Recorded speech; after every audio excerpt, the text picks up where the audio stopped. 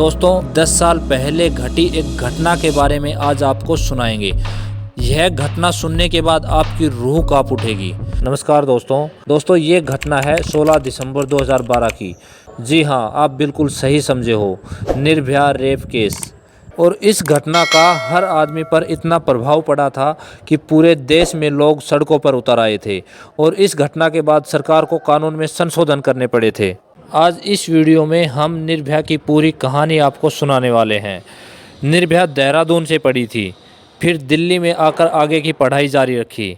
वह फिजियोथेरेपी का कोर्स कर रही थी। उसका जो दोस्त उनके साथ था वह सॉफ्टवेयर इंजीनियर था और यूपीएससी की तैयारी कर रहा था। निर्भया दिल्ली के पालम गांव में रहती थी। 16 दिसंबर 2012 संडे का दिन निर्भया और उसके दोस्त की आपस में बातचीत होती है और दोनों छुट्टी होने की वजह से मूवी देखने की बात कहते हैं। तो शाम 4 बजे के आसपास निर्भया अपने घर पर बताती है कि मैं अपने दोस्त से मिलने जा रही हूँ।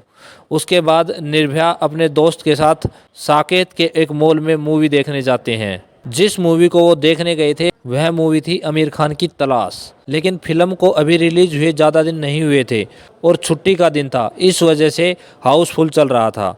तो उन्होंने सोचा कि तलाश मूवी नहीं तो दूसरी मूवी देखते हैं। तो उन्होंने मूवी देखी लाइफ ऑफ पाई। अब फिल्म देखने के बाद जब वो बाहर आते हैं तब लगभग रात के 9 बज चुके थे। अब उसके बाद वो बाहर से ऑटो पकड़ने की कोशिश करते हैं, लेकिन कोई भी ऑटो वहाँ से पालम जाने के लिए तैयार नहीं होता है। अब वो इंतज़ार में खड़े रहते हैं, तभी एक ऑटो वाला रोक लेता है और वो उस ऑटो में बैठ जाते हैं। वह ऑटो उनको मुनीरका तक छोड़ने की बात कहता है। मुनीरका साकेत से पालम जाने वाले रास्ते पर बीच में पड़ता है। अब ऑटो वाला उन्हें मुनीरका तक छोड़ देता है और वो मुनीरका में उतरकर बस स्टैंड पहुंच जाते हैं। अब वहां से आगे ना तो कोई ऑटो वाला जाने को तैयार हो रहा था और ना ही कोई बस आ रही थी। जब उनको इंतजार करते हुए थोड़ा समय बीत जाता है तो उसके बाद एक वाइट कलर की प्राइवेट बस आती है और बस से एक लड़का पूछता है कहाँ जाना है। तो वो बताते हैं कि पालम जाना है। उसके बाद लड़का कहता है आओ बैठ जाओ, ये बस पालम ही जा रही है। अब निर्भया और उसका दोस्त बस में आगे से चढ़ते हैं तो वो देखते हैं कि पैसेंजर सीट पर 3 लोग बैठे हुए हैं। निर्भया और उसका दोस्त इनसे थोड़ा पीछे बैठ जाते हैं। थोड़ी देर बाद उनको पता चलता है कि ये 3 लोग पैसेंजर नहीं हैं, ये तो ड्राइवर और कंडक्टर के साथ के ही हैं। बस में अब सिर्फ ये 2 ही पैसेंजर थे। कुछ समय बाद जो 3 लोग पैसेंजर की सीट पर बैठे हुए थे वो निर्भया के बारे में उल्टा सीधा कहना शुरू कर देते हैं। तो निर्भया के दोस्त को गुस्सा आ जाता है, वह उनसे लड़ पड़ता है। तो बात बहुत बढ़ जाती है। तब निर्भया के दोस्त के समझ में आता है कि उसको जानबूझकर उकसाया गया था। फिर वो लोग उसके सर पर रोड मार देते हैं, जिससे वह बेहोशी की हालत में हो जाता है। तब वह देखता है कि वे लोग निर्भया को घसीटते हुए बस के पिछले हिस्से में ले जाते हैं। बस की लाइट बंद कर देते हैं। बस के शीशे काले थे और शीशों पर पर्दे भी लगे हुए थे। सर्दी का मौसम होने की वजह से खिड़की भी बंद थी। इसके बाद उन लोगों ने बारी बारी से निर्भया का निर्दयतापूर्वक रेप किया। अब 1.5 से 2 घंटे तक बस दिल्ली की सड़कों पर दौड़ती रही। शीशे बंद होने की वजह से आवाज़ बाहर नहीं जा रही थी। इस वजह से बाहर से कोई अंदाज़ा भी नहीं लगा सकता था कि अंदर क्या हो रहा है। शुरू में जब वो ज़बरदस्ती करने लगे तो निर्भया उनका विरोध कर रही थी।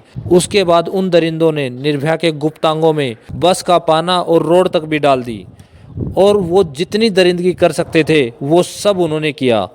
उनकी जो दरिंदगी थी उनको सिर्फ शब्दों में बयान नहीं किया जा सकता। आज तक इतने घिनौने तरीके से किसी के साथ भी कोई घटना नहीं घटी थी।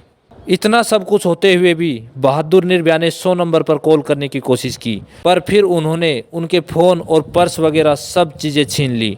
निर्भया पूरी तरीके से लहूलुहान हो गई थी और उसकी आंतें भी बाहर आ गई थी। फिर उन लोगों ने सोचा कि निर्भया मर चुकी है, तो उन्होंने उसको दोस्त को भी मारने के लिए उसके सिर पर एक और रोड मार दी।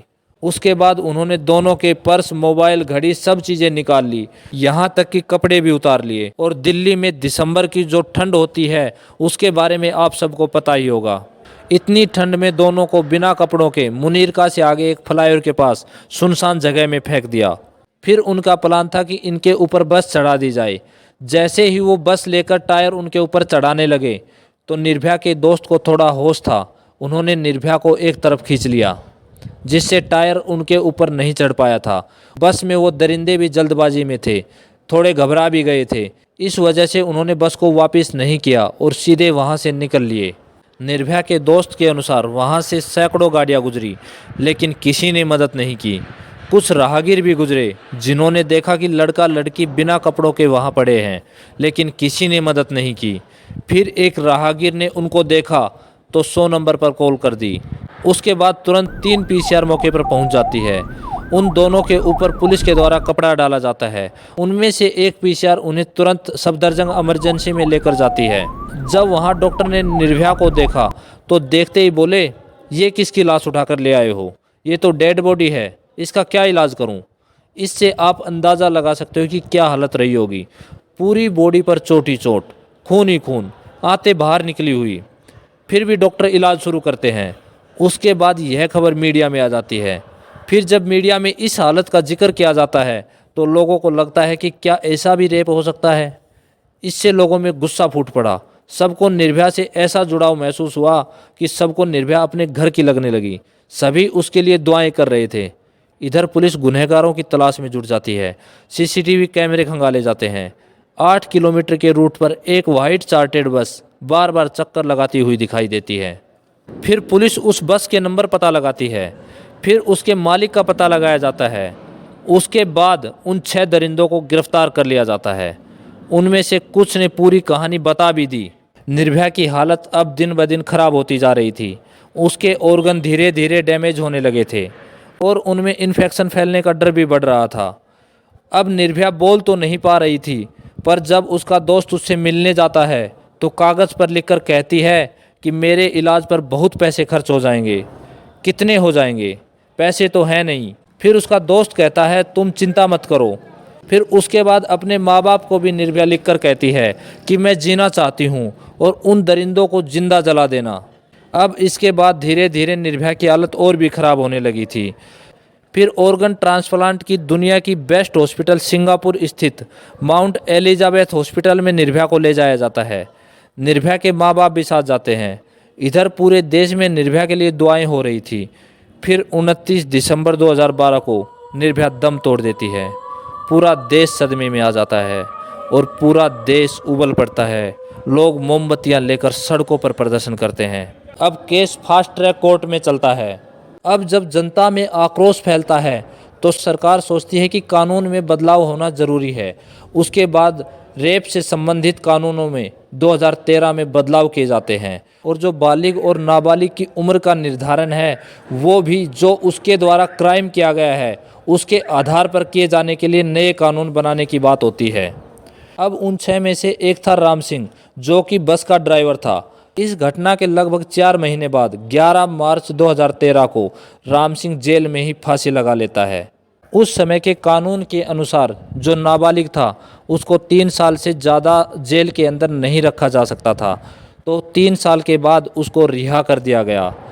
उसकी उम्र इस समय लगभग 27 साल के आसपास है, जो कि आराम से अपना जीवन गुजार रहा है। अब राम सिंह और जो नाबालिग था उसके अलावा बाकी 4 थे, मुकेश सिंह, विनय शर्मा, अक्षय ठाकुर और पवन गुप्ता। इस घटना के 9 महीने बाद ही सितंबर 2013 में इन चारों को दिल्ली कोर्ट ने फांसी की सज़ा सुनाई और इस घटना को रेयरेस्ट ऑफ रेयर करार दिया गया। अब चूंकि यह केस फास्ट ट्रैक कोर्ट में चला था, इस वजह से 1 साल से पहले ही चारों दोषियों को फांसी की सज़ा सुनाई जाती है और इस सज़ा के 8 महीने बाद 13 मार्च 2014 को हाई कोर्ट ने भी इस सज़ा को बरकरार रखा। फिर लगभग 3 साल बाद मई 5, 2017 को सुप्रीम कोर्ट ने भी सज़ा को बरकरार रखा। उसके बाद राष्ट्रपति के पास दया याचिका लगाई जाती है और बहुत सी चालें चली जाती हैं जिससे कि इनका बचाव हो सके, लेकिन इनका बचाव होना अब संभव नहीं था। 7 साल 3 महीने 4 दिन बाद 20 मार्च 2020 को सुबह 5:30 बजे इन दरिंदों को तिहाड़ जेल में फांसी दे दी गई।